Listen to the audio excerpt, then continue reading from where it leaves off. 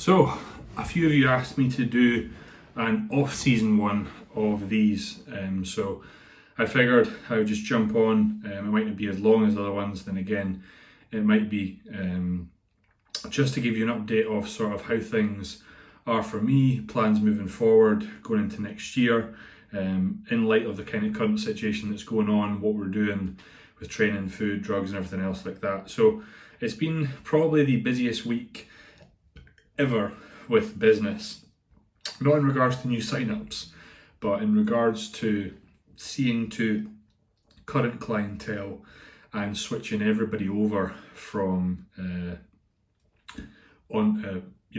gym plans to home plans. So we first sort of, that weekend that the gyms closed, I finished prep, spent that Saturday, Sunday sort of just coming up with just generic structure and programs that clients could implement straight away. And then thereafter became the long arduous process of personalizing every client's program to the equipment that they have. Of course there's crossover, but for some of them, instead of a barbell or a dumbbell split squat, we're putting weights in a backpack and using that as weight, and we're just working with what we've got. So in this time period, it's very uncertain for a lot of clients, a lot of trainers out there on what their clients will do in their income, but I'm fortunate enough to have some pretty dedicated clients that have big goals that'll stand by myself through this time period, which I'm so grateful for. If you're a client, you're watching this, thank you for still allowing me to do what I do and call it work and a job. It is awesome and it hits me right in the feels. But also, there's a lot we can do at home with the right equipment, or some equipment. We can take advantage of metabolic stress, mechanical tension, isometric holds, and as long as we train hard and give the fucking beans, there's no reason why we can't still grow or get leaner, depending on what the goal is. And I talk a little bit about that in the latest podcast I've done, which I'll link in this video. So for myself, what have I done? That's been a week into the sort of off-season / rebound.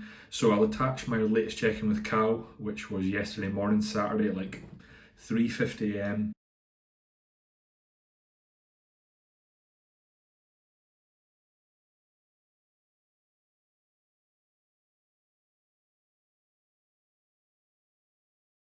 I'll get to that in a minute, why I'm up so early. And body weight in general, my lowest ever weight on prep was 101.4, but last Friday when we ended prep it was 102.5, depleted flat. I don't really think we would go any lower than that. Stage weight was about 104. Yesterday morning I was about 110. So that's a good sort of 15 pounds, you could say 7 kilos. It was just under 8, so it was about 7.5 kilos in a week. For many, they would panic at that, but for me, that's good. It's really, really good. Being an assisted male bodybuilder and being so heavy and having a large amount of muscle mass, like, you kind of quote unquote, you don't get away with that sort of weight, but compare that to like a 5-foot bikini girl. For them to put on 15 pounds in a week is just unheard of. But for myself, all that's happened is due to the change in drugs, so we've switched to NPP and dropped out trend. When you combine that with increase in food, the fullness I've been getting, the pumps I've been getting post training, is like ridiculously insane, like crazy, because your body's in such a super absorptive state in regards to nutrients. So your ability to grow and handle food is just so high. Your capacity to just churn through it, your body's been in such a deprived state. But anabolism is also very high, and by anabolism I mean your body's ability to grow. So this is why you keep protein high, and because of the drug change and where the body's at, we have this kind of quote unquote rebound effect. Is there a rebound effect in natural individuals? I'm not too convinced. Is there in assisted athletes? 100%. I done it last year as well. I'm doing it again this year. And that happened with NPP, which is like short ester nandrolone, comes with that water retention, right? Because it does have an impact on our mineralocorticoids or androgen receptors and the mineralocorticoids in the kidneys. So with that comes a bit of water. And I remember last year, there was like a 4-day period where I'd been on it for a couple of weeks, and then it obviously had reached peak plasma levels. In 4 days I gained 3 kilos, and my face just went boom, right? And everyone was taking the mick, trying to it's funny that when you rebound, a lot of people try and take the mick and call you fat face or anything like that, whereas that doesn't bother me. I kind of go, oh yeah, I went, it's going to get way worse because the drugs I'm on. But the amount of strength that you get, much more tissue, like I said to Rona, like downstairs, I feel big. And I don't know if I've ever said that. I was like, I just feel big walking about. I feel the extra food, it's the fullness, in the arms, the shoulder, the delts, like, and it feels good. Performances went through the roof, right? So I'm fortunate enough to have access to a place to train, a private facility. Out of respect, I'm not discussing with anyone where that is. Just know that I am the only one that uses that facility, and I wipe it down, antibacterial spray every time I use it, even though I'm still the only one. But the deal is I can train between 4:30, 5 a.m. and 7, and I've got to be in and out. So this is why you see me up so early. But this is also why you will not see any videos of me training. You will not see any photos of me from the gym or whatnot. They will be solely for purposes of sending to Callum, my coach, and kept between us, strictly confidential. So don't message me asking where it is. Don't message me seeing if you can train there. It's just a setup I've got, and I'm quite fortunate. But as a backup and as a plan B, I've got £1,700 worth of equipment coming tomorrow from Origin. So if the restrictions get tighter and we can't leave the house, I've got the back garden, and that is 50 kilo dumbbells, 36 kilo dumbbells, 18 kilo dumbbells, a barbell, 6 20 kilo plates, so 140 kilos worth of weight, a bench, and squat racks, pins that hold the bar. And I already have, like, say, 60 to 70 kilos worth of plates and a small EZ bar out there anyway. So plenty of equipment should they say you're not allowed to leave the house. But the thing is, technically it's still legal for me to leave and go to the gym, because you're allowed to leave the house once a day to exercise. So when they said that, that's why when they said that, I put it on my story. I went, yay, because I had a place to train. And it's got everything I need. It's got leg press, hack squat, barbells, some dumbbells, it's got cables and a pull down. So everything I need. When I saw they had a hack squat, I was like, fuck yes. Because that's my thing, right? And I won't say too much else about it, but the rebound's been superb. What we've done with food, 650 carb, 300 protein, about 100 fat. If I'm honest, there's been days where that's been a lot higher, some days it's been a bit lower. I said to Cal, like, I'm going to eat to satiety, I'm not going to be hungry, and hunger's kicked in a lot. I wasn't hungry on prep once, like, I was so focused, whereas now, like, being hungry is a good sign right now, and gaining some body weight is not a bad thing, especially when, like, we're aiming for 130 kilos, 110 now, right? At no point will we pull back, we'll continue to push. And I said the road to 280 pounds, that's the end goal. I've only ever been 262, and that was on my own last year, to the point where I felt physically sick every time I ate. But this time around, obviously I've managed to regain appetite, and sometimes that's what you got to do. You got to pull all the way down to get your appetite back, so to allow you to push up even further. So the plan will be, Cal had said, to sort of try and hold where we're at, which is about 110, 111, going into next week. If I'm honest, I think I'll be heavier. I think I'll probably be up at 110, 112, 113, another sort of 10 pounds, because NPP plasma levels will peak in what I seen last year. This is the thing about data, I've got all the data from last year's rebound as well. And the thing is, I feel good, I feel back to myself, I feel normal again, which is class. Like, some of you don't know, like, I like to sing, and I will often sing about the house, and I'm singing again because I've got energy. Right before, I didn't realise I wasn't. I'm speaking quicker, I'm not as tired all the time. I've been falling asleep on the couch quite a lot. That happens for me first week post diet. I will nap a lot, I will eat my tea, go to the couch at 6:45, and I'll fall asleep from 7:15 all the way to 9. I'll go to bed, I'll sleep 9 till sort of now 4, half 4 in the morning I'm getting up. But it's getting better, libido's coming back, I'm finding myself again, and you kind of don't realise that you're gone.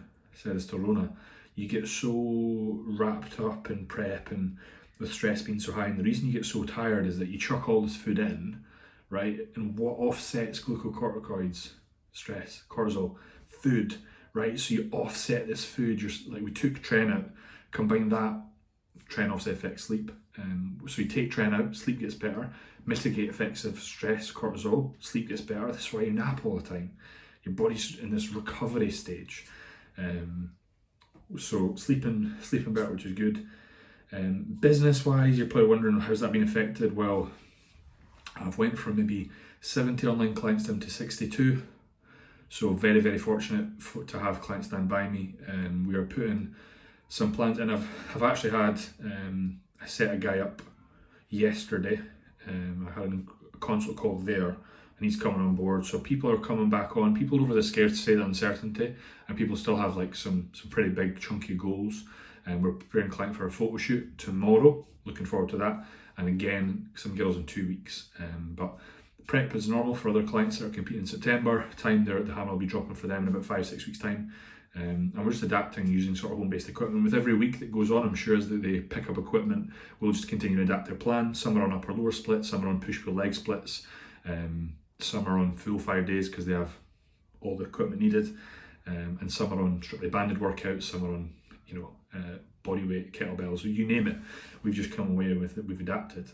I think we're going to put in play a new program, a sort of 6-week lockdown physique. It's in its infancy. I'm trying to get that launched this week, trying to have a chat with my web guy about setting up a sales page. We kind of got to go with the times, man. We've got to offer a program that is sort of cheap and can be supportive for people's needs right now that perhaps have been affected by their work being cancelled, closed or whatever. So we have supposed to have launched 12-week Elite Physique right now, but we've had to defer that, and we're deferring that until gyms are open.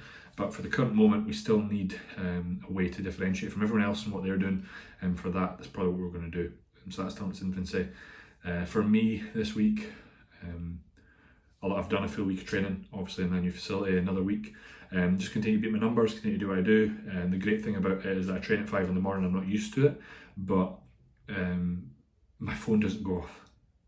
Like I was in there, it's like 4:45, and I was like doing like glute bridges, RDLs, and then hip thrusters, and my phone's not going off. Whereas usually when I train legs or any time, I'll be getting back to clients in between sets, and you're never really there.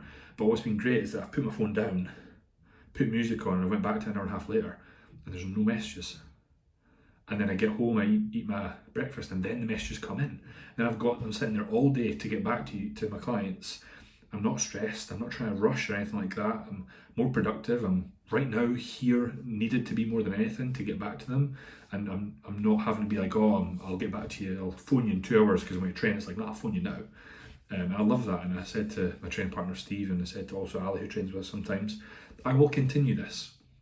After the lockdown is over, I will continue to train early because I'm enjoying it more. And it saves me about an hour not having to travel to Perth and back 5 days a week. I will add my own equipment to this place that I train to make it kitted out. I've had a word with the guy. So yeah, looking forward to that. And then potentially me and Ali are actually going to look into our own little lock-up, a place for only us to train, Ali to do his clients, and kit it out as our own like little gym. But again, just have all the goodies in it that we want and make it pretty small. I might potentially do some sort of posing coaching twice a month to pay for that, my half of the rent, and Ali will save money as well because he won't have to pay Pure Gym. So that again, that's in its infancy. That's just an idea. Because I've ordered all this equipment, I'm like, fucking need a place to put it after all this is over. So yeah, that's the sort of plans moving forward. Our wedding is technically still going ahead. The flights to Bali, our honeymoon, they go live again. They start again as of in July. So hoping that is all good and all fine. Things like Runner's Hen doing my stag do, they'll probably already be all cancelled. Getting money back for all the hotels and the tanning and the sign-ups to shows and the trains has been good. But I'm just excited now for off-season. And yeah, we're going to come back next year, and we'll come back sort of a good 15 pounds heavier, and be a contender for the British title. So that's the goal. It's one of the goals. The other goal is to do every pro qualifier I can and to try and grab that pro card. Something I never thought I would say 5 years ago, but I did actually write it in when Jamie Drogo sent me over his consult sheet. He said, "What's your goal?" And I went to become a pro, and I said I wanted to be 100 kilos shredded. Well, this year I was 103, 104 kilos shredded, and I won a regional, being 20 pounds off the weight limit. So what if I could be competitive with an extra sort of 15, 20 pounds? I think that'll be enough. So yeah, that's it from me, guys. Any questions about off-season stack design, drugs, training, anything like that, just drop me a message. Let me know what you want to hear about. I'll chat at next week's vlog, and we'll go from there. So whatever you do, whatever you are, give it the beans.